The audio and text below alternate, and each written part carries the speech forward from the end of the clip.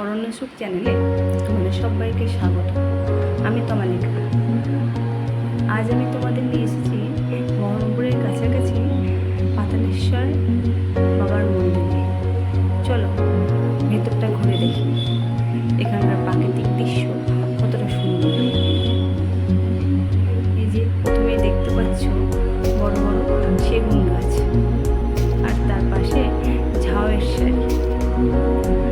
আর ঝাউ গাছগুলির মাঝে এই যে কি যেন এক গাছ, এর শোভা আরো বাড়িয়েছে।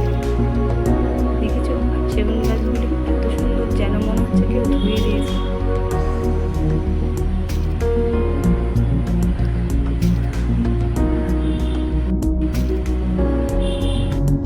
চলো দেখি ডান দিক কি আছে।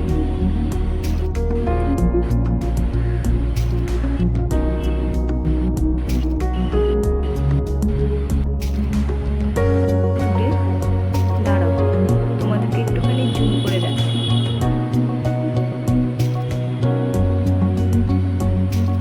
এই যে এটা সাদা কাগজের, আর এটা গোলাপি, খুব সুন্দর।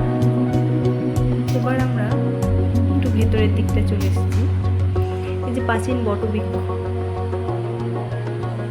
যেন মন্দিরের চারিদিকটা ছাদের মতো ঘিরে রেখেছে।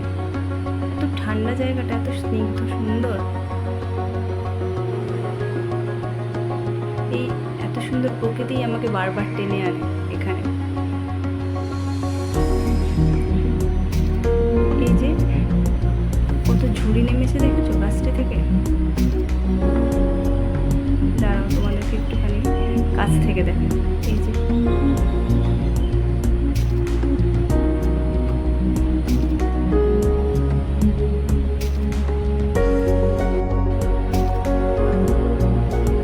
এই প্রাচীন গাছে এই যে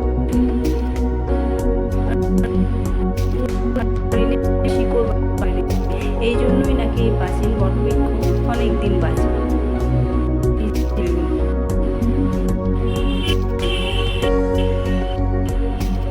এই ঝুড়িগুলো,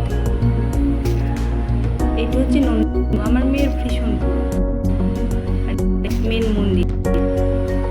শান্তি না, ফুলগুলো দেখেছো একদম শান্ত হয়ে ঘুমিয়ে আছে। ওদের যেন কেউ জ্বালাতন করে না।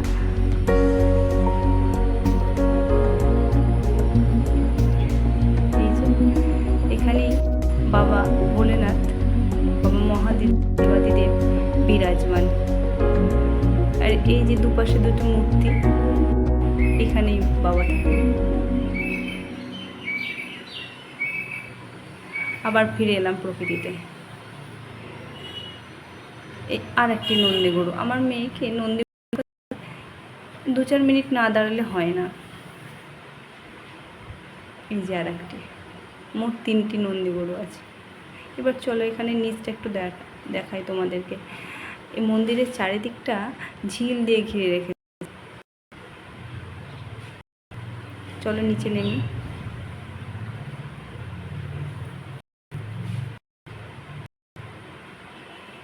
ওই যে জল দেখা,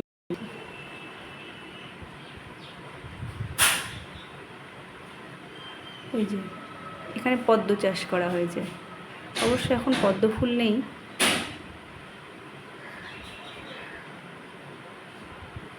আবার চলে এলাম।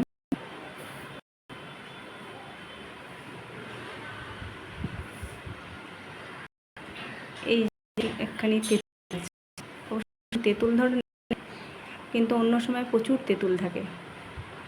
আর এই বিশাল পাকড় গাছ।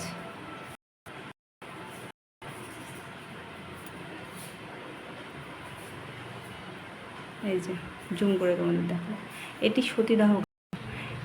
নাকি এখানে সতীদাহ করা হতো।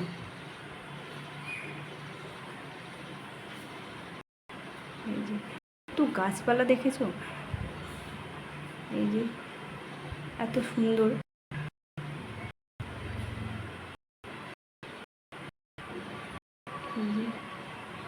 চারিদিকের গ্যাঞ্জামে এক টুকরো শান্তি। এবার তোমাদেরকে চলো কত মনের কালেকশন এখানে। এটা লাইট পিঙ্ক, কমলা, সাদা, লাল, কত রকম রঙ্গন। এই যে রঙ্গনের শাড়ি, আর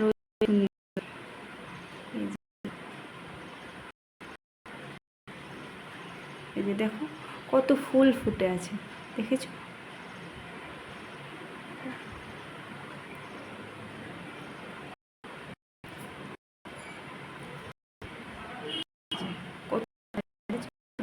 কালো ঠিক বোঝা যাচ্ছে না, আমি একটুখানি হাত দিয়ে তোমাদেরকে দেখাচ্ছি। সন্ধে হয়ে এসছে, ওই জন্য কালারগুলো ঠিক বোঝা যাচ্ছে না।